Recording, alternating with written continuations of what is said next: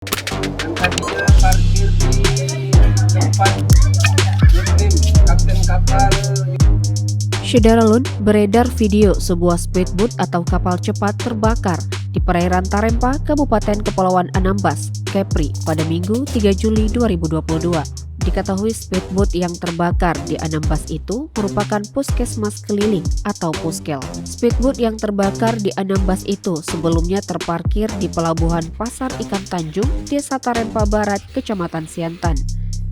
Pantauan tribunbatam.id di lokasi, peristiwa kebakaran itu terjadi sekiranya pukul 12:30 waktu Indonesia Barat. Peristiwa itu pun sontak jadi tontonan warga setempat. Kobaran api yang besar terlihat melalap speedboat itu hingga membuat kepulauan asap hitam membumbung tinggi ke udara. Saksi mata di lokasi, Rahmat, mengatakan speedboat itu merupakan speedboat puskesmas keliling yang baru tiba dari pulau. Hingga berita ini diturunkan, belum diketahui penyebab puskel itu terbakar.